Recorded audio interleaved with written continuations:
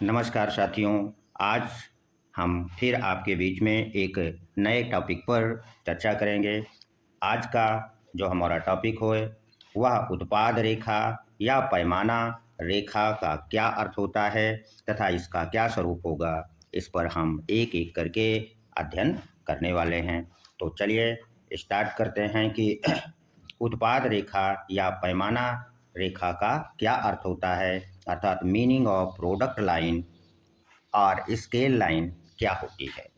तो उत्पाद रेखा जो उत्पाद रेखा होती है वह हमें एक समोत्पाद वक्र से दूसरे समोत्पाद वक्र पर जाने की गति को बतलाती है। क्या बतलाती है? एक समोत्पाद वक्र से दूसरे समोत्पाद वक्र पर जाने की गति को प्रदर्शित करती है। जब उत्पादन के सभी साधनों में परिवर्तन हो या किसी एक साधन में। और उत्पाद रेखा एक चीज और बतलाती है, वो क्या? उत्पादन के विस्तार को भी यह प्रदर्शित करती है, यानी एक्सपेंशन ऑफ प्रोडक्शन को भी बताती है। ये कैसे बताती है इसको भी जान लीजिए। जैसे समुत्पाद वक्र, पहले समुत्पाद वक्र पर 100 का उत्पादन होता है और दूसरे पर 150 का। तो जैसे ही समोत्पाद वक्र, पहले समोत्पाद वक्र से दूसरे समोत्पाद वक्र पर हम गति करेंगे तो उत्पादन में विस्तार, दोनों साधनों में परिवर्तन के परिणाम स्वरूप कितना मिला? 150 हो गया।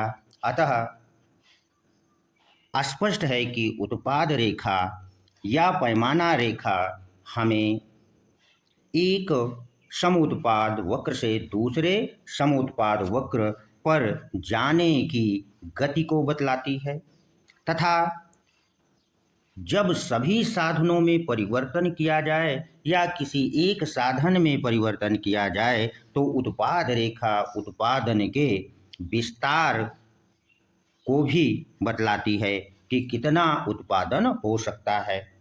आप आशा करते हैं कि आप लोगों ने समझ लिया होगा। चलिए आगे बढ़ते हैं कि उत्पाद रेखा या पैमाना रेखा का क्या स्वरूप होता है। चलिए अब हम लोग क्या जानेंगे कि उत्पाद रेखा या पैमाना रेखा का क्या स्वरूप होगा। जब उत्पादन के दोनों साधन श्रम तथा पूंजी परिवर्तनशील होंगे तो उत्पाद रेखा पैमाने के प्रतिफल की स्थिति में सदैव मूल बिंदु से एक सरल रेखा के रूप में होगी। जैसा कि आप लोग चित्र में देख रहे होंगे कि OP1 तथा OP2 पैमाना रेखा या उत्पाद रेखा को प्रदर्शित करती है, जो कि मूल बिंदु से प्रारंभ होकर के विभिन्न समोत्पाद वक्रों से होकर गुजरती है। अब हम यह भी जान लें कि उत्पादन विस्तार को यह कैसे प्रदर्शित करती है। तो जैसा कि आप चित्र में देख रहे हैं कि OP उत्पादन रेखा या पैमाना रेखा है। यदि हम बिंदु A से बिंदु B की ओर गति करें तो और B से C, C से D और D से E पर गति करते जाएं, अर्थात पैमाना रेखा पर नीचे से ऊपर की ओर गति करें तो उत्पादन में वृद्धि अर्थात विस्तार देखने को मिलता है। और यदि हम उत्पाद रेखा या पैमाना रेखा पर ऊपर से नीचे की ओर चलें तो जैसा कि DECBA की ओर आएँ तो उत्पादन में कमी देखने को मिलती है। यहाँ भी आपसे एक प्रश्न परीक्षा में पूछा जा सकता है कि यदि उत्पाद रेखा पर नीचे से ऊपर की ओर गति करेंगे तो उत्पादन में विस्तार होगा या संकुचन होगा। तो जब नीचे से ऊपर की ओर आप गति करेंगे तो उत्पादन में विस्तार होगा और जब ऊपर से नीचे की ओर गति करते हैं तो उत्पादन में कमी होती है। और तीसरी बात उत्पाद रेखा से स्पष्ट करते हैं वो ये कि उत्पाद रेखा पर जब हम एक बिंदु से दूसरे बिंदु पर गति करते हैं तो उत्पाद रेखा का प्रत्येक बिंदु साधनों के बीच अनुपात को प्रदर्शित करता है।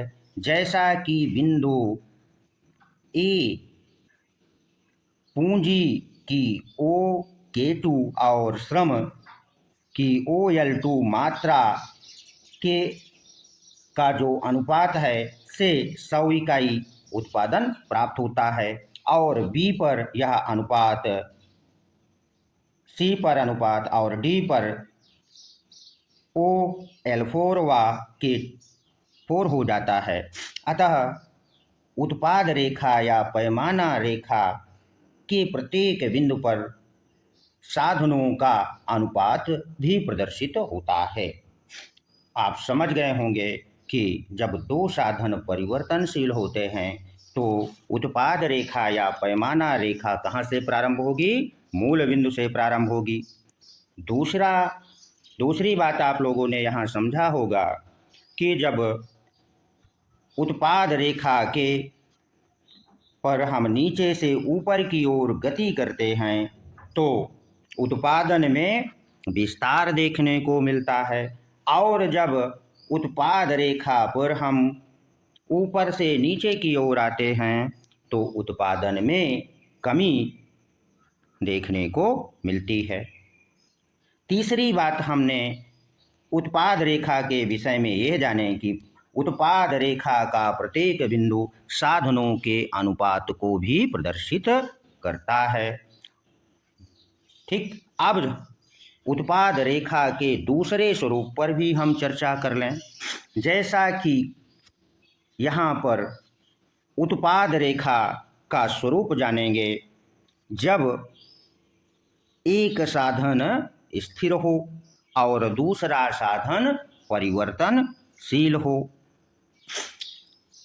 यहाँ पर KP उत्पाद रेखा है और LP दूसरी उत्पाद रेखा है। अगर आप ध्यान से देखें तो जब एक साधन स्थिर रहता है और दूसरा साधन परिवर्तनशील होता है तो उत्पाद रेखाएं या तो XH से प्रारंभ होगी या YH के किसी बिंदु से प्रारंभ होगी। जैसा कि आप लोग चित्र में देख रहे हैं कि एक साधन स्थिर में जो KP उत्पाद रेखा है वह YH के K बिंदु से प्रारंभ होती है। इस स्थिति में पूंजी स्थिर है और श्रम परिवर्तनशील है। यदि हम इस उत्पाद या पैमाना रेखा पर आगे बढ़ें अर्थात बाएं से दाईं ओर गति करते हैं तो उत्पादन में विस्तार देखने को मिलता है। क्या मिलता है? विस्तार। जैसे 100, 200 और 300 होता है। आपसे यहाँ भी प्रश्न पूछा जा सकता है कि जब एक साधन स्थिर हो और दूसरा साधन परिवर्तनशील हो तो उत्पाद रेखा कहाँ से प्रारंभ हो सकती है? या तो XH के किसी बिंदु से प्रारंभ होगी या YH से, तथा जब वह YH से प्रारंभ होगी तो बाएं से दाईं ओर गति करने पर उत्पादन में विस्तार होगा और दाएं से बाईं ओर जब हम आएंगे तो यह उत्पादन में संकुचन को बतलाएगी। और अब हम दूसरी वाली उत्पाद रेखा पर विचार कर लेते हैं जो कि LP है और XH के L बिंदु से प्रारंभ होती है। ऐसी स्थिति में श्रम साधन स्थिर है और पूंजी साधन परिवर्तनशील है। इस उत्पाद रेखा पर जब हम नीचे से ऊपर की ओर गति करते हैं तो उत्पादन में हमें विस्तार देखने को मिलता है और जब नीचे से ऊपर से नीचे की ओर गति करते हैं तो उत्पादन में संकुचन देखने को मिलता है।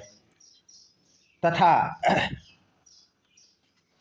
केपी तथा एलपी उत्पाद रेखाएं परिवर्तनशील अनुपात नियम के अंतर्गत देखने को मिलती है। अर्थात अल्पकालीन उत्पादन फलन में की स्थिति में इस स्वरूप की होती हैं तथा दीर्घकालीन उत्पादन फलन में उत्पाद रेखाओं का स्वरूप इस प्रकार होगा। परीक्षा में आपसे यहाँ एक और प्रश्न बन जाता है कि दीर्घकालीन उत्पादन फलन की स्थिति में उत्पाद रेखा कहाँ से प्रारंभ होगी। तो जैसा कि आप चित्र देख रहे हैं और अब आपको उत्तर देने में कोई दिक्कत नहीं होगी।